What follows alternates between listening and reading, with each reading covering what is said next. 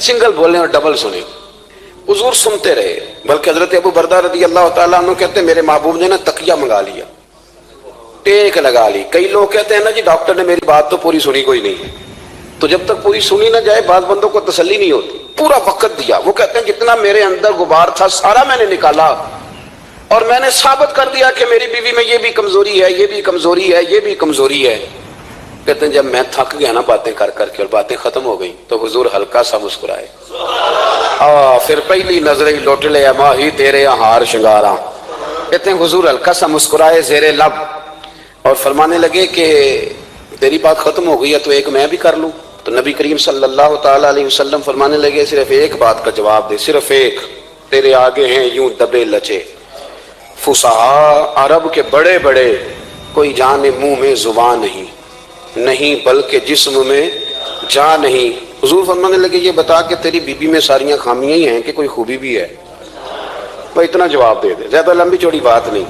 تیری بیوی میں ساریاں خامیاں ہیں. اللہ جو بندے بناتا ہے نا تو ایسا کوئی بندہ رب کریم نے نہیں بنایا جس کے اندر اللہ نے کوئی خوبی نہ رکھی ہو. یہ الگ بات ہے کہ ہماری اپنی اینک پر مٹی پڑی ہوتی ہے اور ہم سامنے والے کا چہرہ صاف کرتے رہتے ہیں, اپنی اینک نہیں صاف کرتے.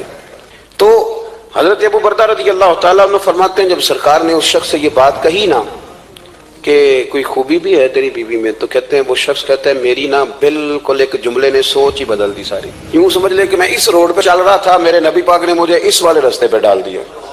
بالکل ساری سوچ, یعنی ایک ہی جملہ لیکن ہر چیز بدل دی سرکار نے. حضور فرمانے لگے کوئی خوبی بھی ہے؟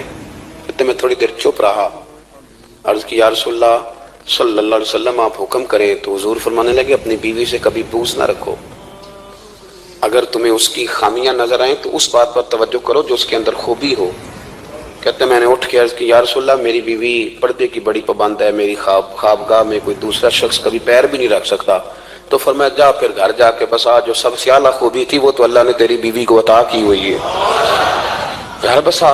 تو ایک تو سرکار کی ظاہری جو اللہ نے آپ کو حسن و جمال دیا تھا وہ بے مثل تھا, گفتگو کا جو ڈھاب اور سلیقہ دیا تھا وہ بے مثل اور بے مثال تھا.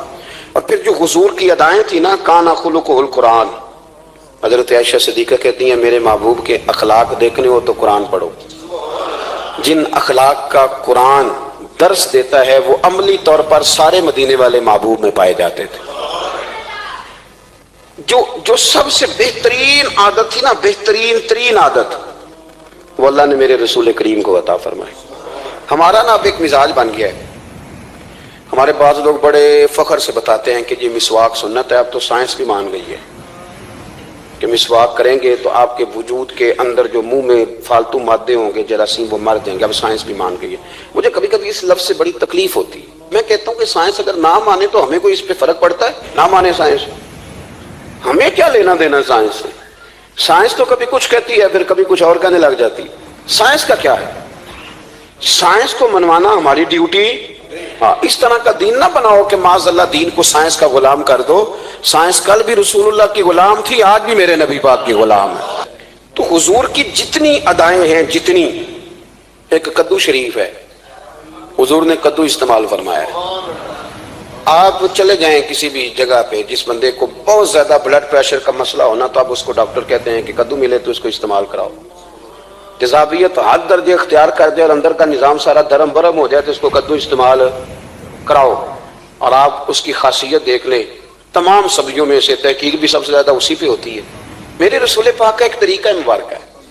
اور صحابہ کے اگرچہ سید الطعام گوشت ہے, کانوں کا سردار اسے کہا گیا, لیکن حضرت انس بن مالک رضی اللہ تعالیٰ عنہ فرماتے ہیں کہ درزی نے نبی پاک کی دعوت پکائی تھی. وہ درزی تھا, کپڑے سیتا تھا. آپ فرماتے ہیں کہ میں حضور کے ساتھ اس درزی کے گھر گیا تو گوشت اور کدو پکا ہوا تھا. فرماتے ہیں اگرچہ سردار گوشت ہی ہے پر نبی کریم نے نا گوشت کے ٹکڑے ہٹا کے نا تو اندر سے کدو نکال کے کھایا.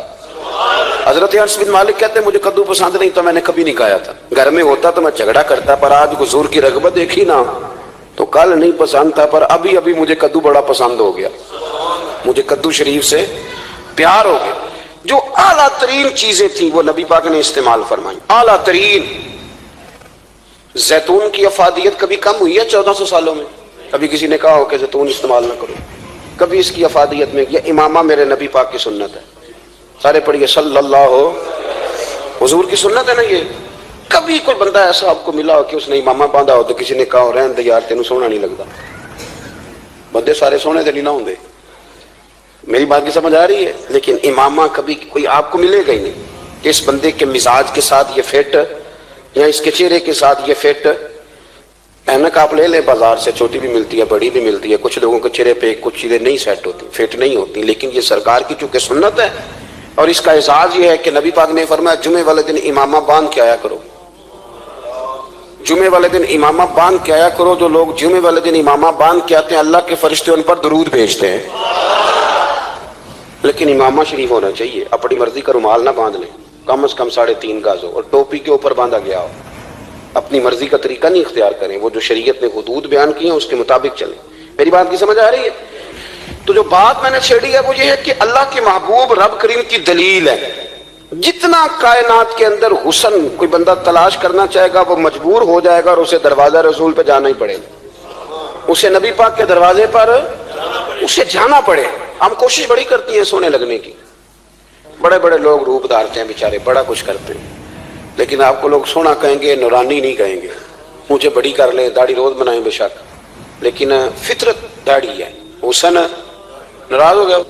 और दाढ़ी बड़ी समझदार है, कभी औरत के मुंह पे नहीं आती, आती मर्द के मुंह पे है, मर्द के मुंह पे दाढ़ी आती। चले मैं कोई बात नहीं करता, वरना मैं तो हनफी हूं, मेरे इमाम साहब तो उस बंदे की गवाही कबूल नहीं करते जिसने दाढ़ी न रखी हो। वो कहते हैं इसकी शहादत कचहरी में काबिल कबूल नहीं है, वो तो कबूल नहीं करते उसकी शहादत को भी। अब चले अवाम से डरते डरते कई दफा कुछ बातें नहीं बताई जाती, पर बातें हैं तो सही ना। एक बंदे ने दाढ़ी मुंडाई थी तो जनाब उमर ने मदीने से भी निकाल दिया था। उन सानू काने कोई कह गया कि चंगी तरह नेक होगा तो रखी, ते रोटी उदन खाई हाँ जिदन चंगी तरह नेक हो जाएगा, उससे पहले क्यों खाते हो?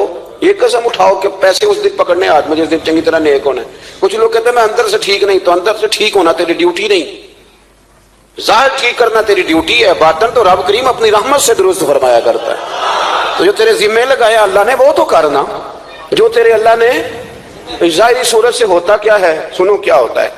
मुल्ला रूमी ने लिखा है हजरत मूसा अलैहिस्सलाम के ज़माने मुबारक में एक शख्स था, तो हजरत मूसा अलैहिस्सलाम की नकलें उतारता था। आप कितना लंबा कुर्ता पहनता था, हाथ में छड़ी पकड़ता था, थोड़ा गुस्से से बोलता था, माज़अल्लाह नकल उतारता था। जनाब मूसा कलीमुल्लाह अलैहिस्सलाम की कौम का जब गलबा हुआ